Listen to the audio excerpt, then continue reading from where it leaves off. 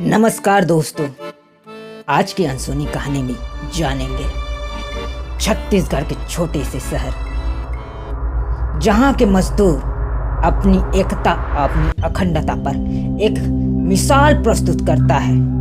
जी हाँ दोस्तों, छत्तीसगढ़ का छोटा सा शहर दल्लीराजहरा, जो कि पूरे विश्व में मजदूर आंदोलन के नाम से जाना जाता है। बेहद ही खूबसूरत शहर दल्लीराजहरा, जिसे लोह नगरी के नाम से भी जाना जाता है, जहां के मजदूरों के मसीहा कहे जाने वाले शंकर गुहन योगी, जो कि एक मजदूर नेता है, जिन्होंने एक सपना देखा जिसे उन्होंने मजदूरों के साथ मिलकर अपने सपने को साकार किया। जी हाँ दोस्तों, उन्होंने अपने मेहनत कश मजदूरों के लिए, स्वास्थ्य के लिए वे सब मजदूर मिलकर यूनियन बनाकर एक अस्पताल का निर्माण कराया, जो कि आज गरीब, मजबूर, असहाय लोगों के लिए एक वरदान साबित हो रहा है। जी हाँ दोस्तों, आज मैं बात कर रहा हूँ दल्लीराजहरा की शहीद हॉस्पिटल की। जी हाँ दोस्तों, दल्लीराजहरा की शहीद हॉस्पिटल की, जो कि शहीद शंकर गुहन योगी और डॉक्टर जाना के द्वारा मजदूरों के सपने को पूरा करने के लिए, मजदूरों के सपने को साकार करने के प्रति फल बन पाया है। जी हाँ दोस्तों, खदान मजदूरों ने अपनी मेहनत और अपने पसीने से इस अस्पताल का निर्माण कराया है। जी हाँ दोस्तों, खदानों के मजदूरों ने अपनी खून पसीने की कमाई से इस अस्पताल का निर्माण कराया है। अस्पताल की एक एक ईंट मजदूरों के योगदान से बना है।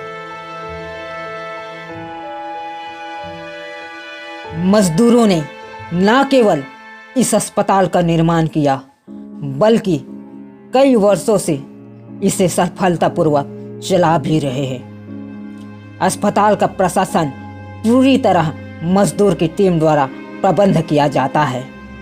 डॉक्टर, नर्स और स्वास्थ्य कर्मी, पूरे स्टाफ मजदूरों का पूरा सहयोग देते हैं। 1977 में दल्लीराजहरा में मजदूरों की 2 यूनियन हुआ करती थी, जो कि यूनियन मजदूरों से चंदा तो वसूलती थी, लेकिन मजदूरों के मांगों को कभी पूरा नहीं करती थी।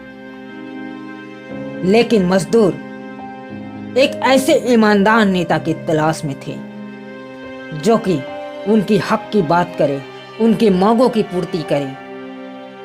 तब उन्हें पता चला डालीटोला माइंस में काम कर रहे मजदूर शंकर गुहन योगी के बारे में। जी हाँ दोस्तों, मजदूर शंकर गुहन योगी के बारे में पता चला तो सभी मजदूर मिलकर शंकर गुहन से संपर्क किया, उनसे मिलने गए। तब शंकर गुहन योगी ने धैर्यपूर्वक सभी मजदूरों की पीड़ा, उनकी दुखों को, उनकी सारी समस्या को सुनकर मजदूरों के नेतृत्व में श्रमिक संघ की स्थापना की। उनका नारा था संघर्ष के लिए निर्माण, और निर्माण के लिए संघर्ष साथ साथ जरूरी है। वे मानते थे कि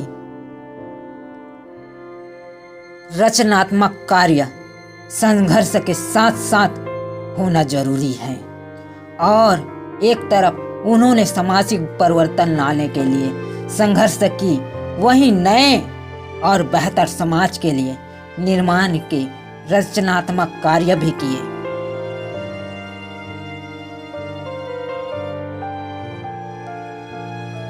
इसी दौरान एक दुर्घटना हो गई, जिसमें छत्तीसगढ़ के श्रमिक संघ के उपाध्यक्ष कुसुमबाई की डिलीवरी केस में अस्पताल में डॉक्टरों की लापरवाही के कारण कुसुमबाई की मृत्यु हो गई।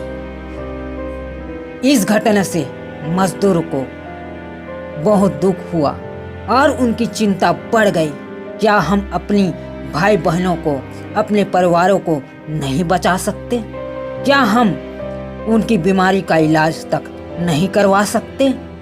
यही सोच, यही चिंता भविष्य में ही अस्पताल की नींव रखी।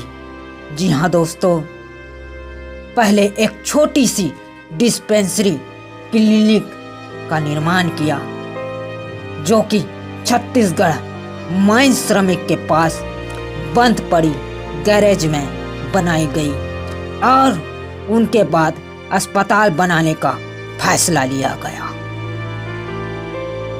खदान में काम करने वाले सभी मजदूरों ने नियोगी जी के कहने पर अपनी 1 माह की अलाउंस राशि एकत्र करके इस अस्पताल की नींव रखी।